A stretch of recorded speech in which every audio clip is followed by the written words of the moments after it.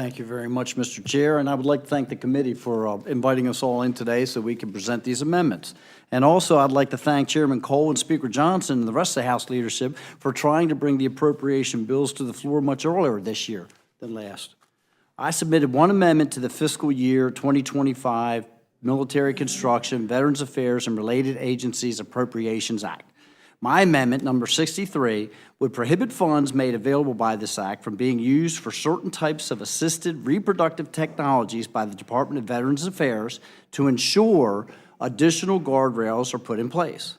Specifically, one of the things that my amendment would do is prohibit funding for any infertility treatments or technologies that use pre-implantation genetic testing or any other form of genetic diagnosis to select an embryo based on its health, sex, physical features, potential IQ, or genetic profile.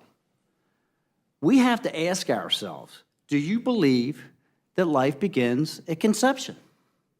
All life has an inherent value, and genetic testing nearly guarantees the creation and destruction of embryos in the pursuit of a perfect child.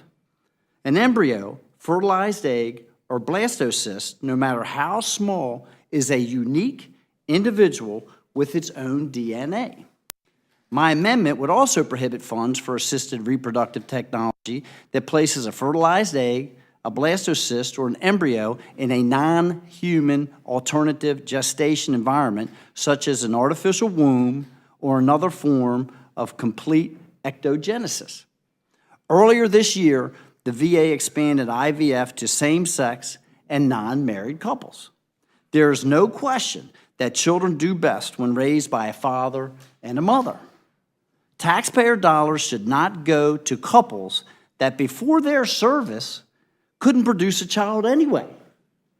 And I hate to break it to you, but same-sex couples can't produce a child. A single round of IVF costs anywhere from $12,000 to $30,000. On average, it's estimated that it costs more than $61,000 to achieve either a live birth or to determine that the continued efforts are not likely to succeed. IVF has a success rate of 23% and is less than 10% for women over the age of 40. However, as Emma Waters from the Heritage Foundation notes, what these numbers do not include, however, are the total number of created embryos per live birth. The success rate above only counts embryos implanted in the womb. IVF treatments, however, routinely create a surplus of embryos out of convenience or cost concerns for genetic filtering reasons. Under the current law, there is nothing that states how many embryos can be created in an average IVF cycle. As Emma Waters again notes, presuming a conservative estimate that only 10 embryos, and many times it's 30, are created in an average round of IVF, this means that 413,776 rounds of IVF reported in 2021 resulted in the creation of approximately 4.1 million embryos. When dividing the total number of live-born infants by 4.1 million, this would mean that only 2.3% of all embryos created in the United States result in the live birth of a baby. We are likely destroying millions of unborn children through this process, a number much larger than Planned Parenthood aborts on any given year. I have great sympathy for couples who are unable to have children. There are millions of children in need of parents who would love to be adopted. I would rather have the VA spend these funds to make it easier for veterans to adopt children.